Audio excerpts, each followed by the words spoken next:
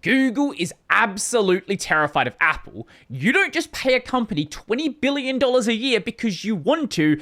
It's basically a bribe. They know what will happen if Apple makes their own search engine. That will become the default across every single Apple device, and maybe you won't care about it, but think about the people that buy into things like Apple Intelligence, buy a new iPhone every single year, even though their previous phone is perfectly fine.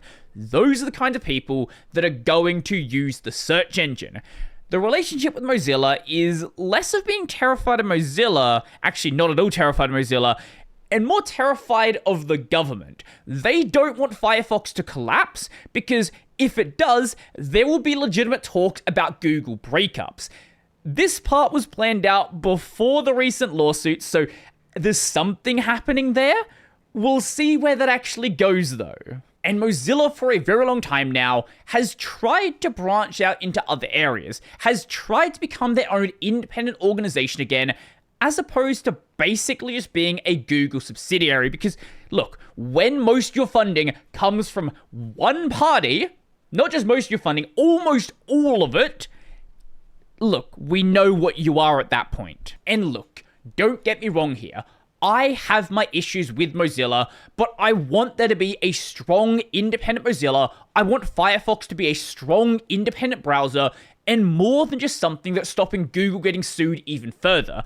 But every time Mozilla tries to launch a new product, they try to get into a new market, they try to better fund the organization, it seems like basically everything they do is jumping into a saturated market way too late, and maybe it sticks around for a year or a couple of years, maybe it sticks around for a long time, but it's never really a popular option. And this is not just a one-time thing. It seems to happen over and over and over and over again. So let's consider some current and previous Mozilla products. When you think of Mozilla, the first thing you're going to think of is Firefox. This was started in 2004, but it didn't really start in 2004 because it was grandfathered in as Netscape starting considerably earlier than that. Also, the web was just a very, very different space back then. Chrome didn't yet exist. IE was basically the big browser, and you could much more easily bite off a bit of that space. Also, you have Thunderbird. This started in 2003, and once again, the web was just a very different space back then, and it's basically just been grandfathered in as the foundation of Mozilla. On the Mozilla website, they have a section called Products. So let's see what is under that. We have Firefox. Okay, one thing. Also, there is Thunderbird down here as well.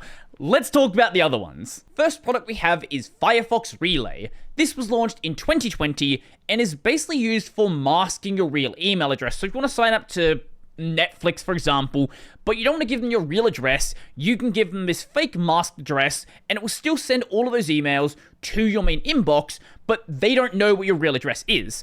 This is a perfectly fine service. Now, the problem is I can use the free tier, but all of the other ones say join the waitlist. And this isn't just a me thing. Most of the world is not able to pay them for this service. Back in 2020, this was a service already being offered by some entities, and of course, you could go and self-host it if you want to, but if you're in the market for paying for this, you weren't going to self-host it anyway. So if back then, they had gone a wide deployment, they could have gotten a lot of this very niche market share.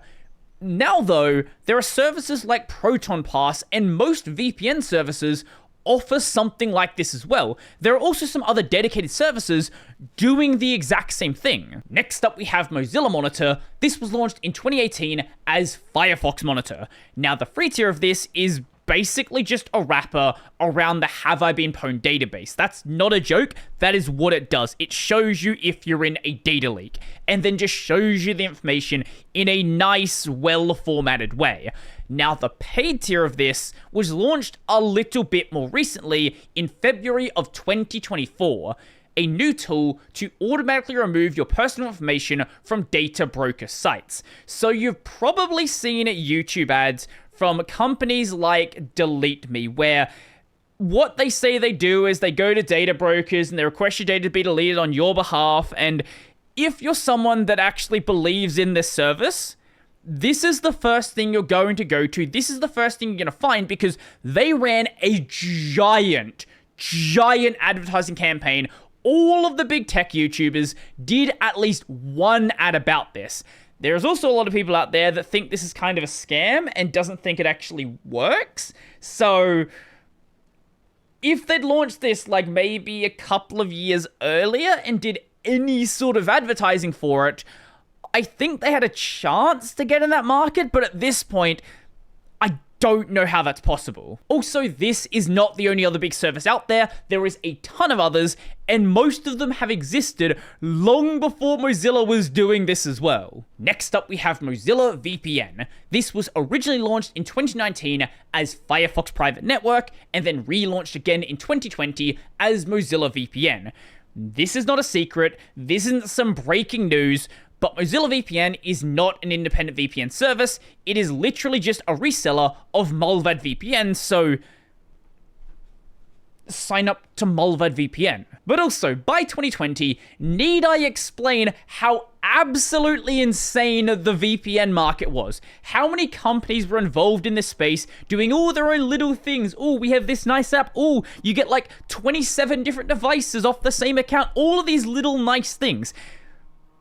Why would you sign up for this one? But also, you probably can't sign up because you notice this join the waitlist button again. It's not available in Australia. And not just not available in Australia, it is not available in most countries in the world. I don't understand why they're not selling it in most countries in the world. Also, especially a country where you probably want a VPN, Mozilla VPN will not work if your connection originates in the People's Republic of China. I don't understand the way they're managing this. For the record, that's not a Mullvad thing. They're perfectly fine selling to people in China and a bunch of other countries. Mozilla just doesn't want to. Next up, we have MDN+.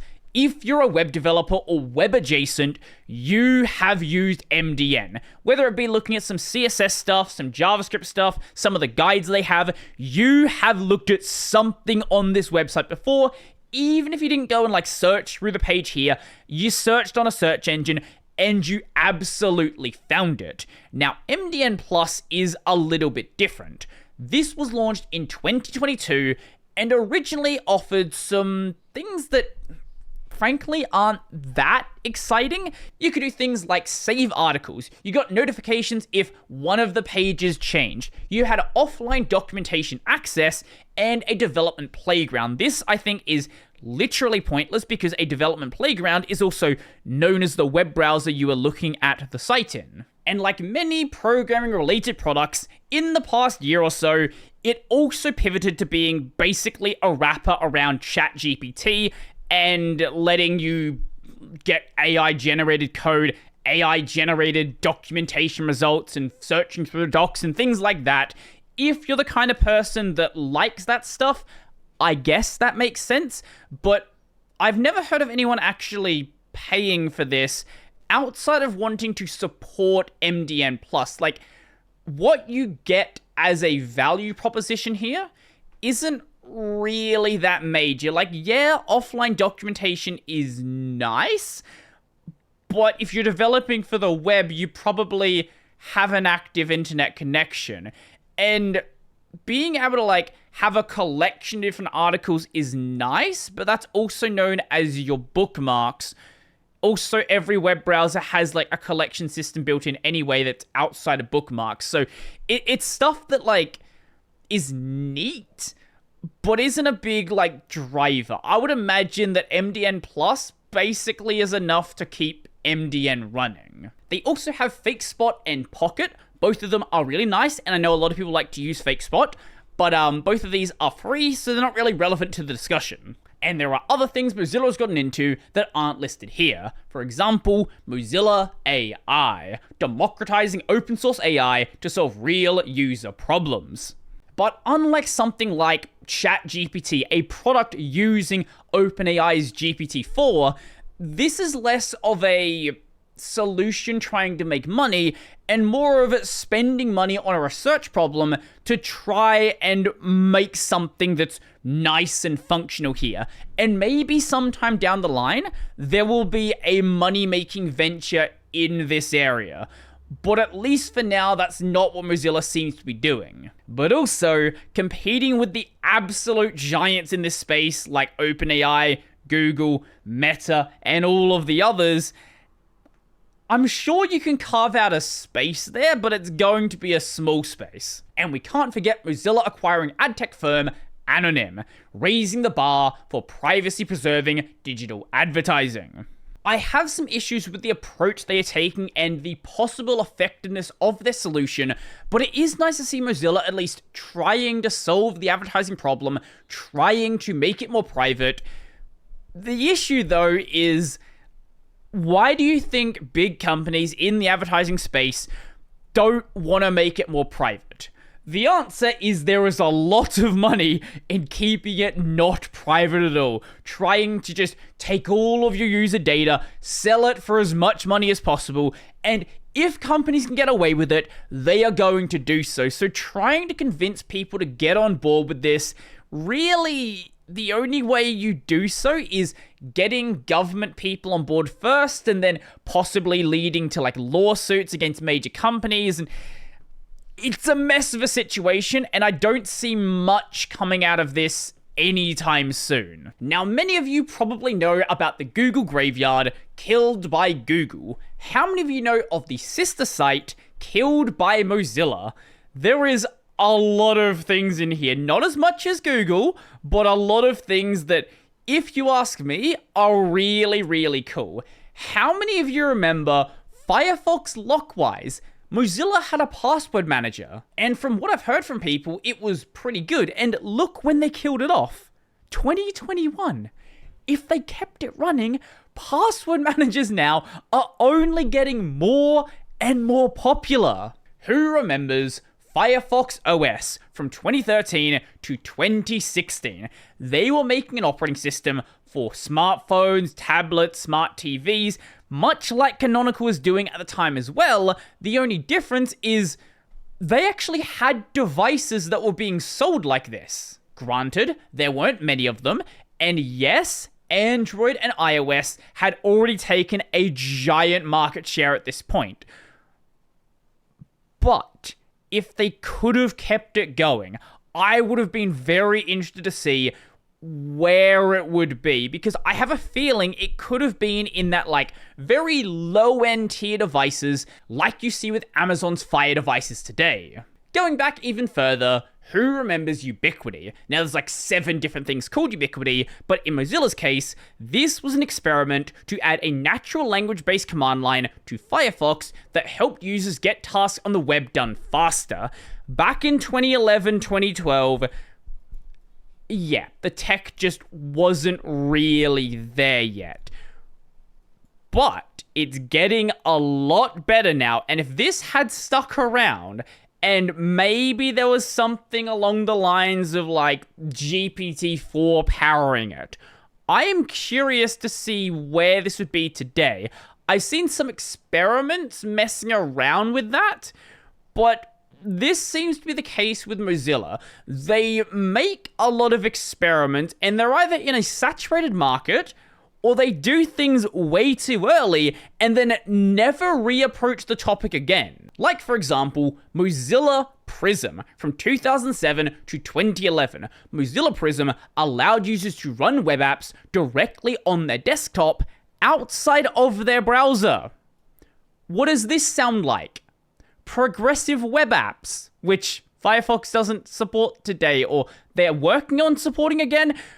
They literally did progressive web apps back in 2007. Honestly, I wish Mozilla the best of luck, and I really hope they find something that actually has the ability to be a big product from Mozilla. Something in a space that isn't wildly saturated, or if it's in a saturated market space, a way that it actually competes and makes people want to use it. Because as it stands, Mozilla is kind of just like trying things out, and a lot of them don't seem to stick.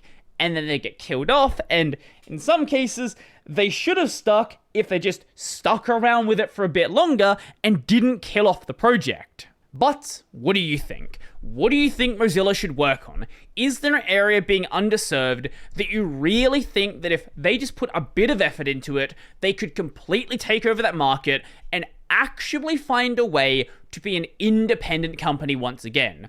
I would love to know. So if you liked the video, go like the video. And if you really liked the video and you want to become one of these amazing people over here, check out the Patreon, subscribe to the LiberaPay, linked in the description down below. That's going to be it for me, and again, I really want Mozilla to do well, but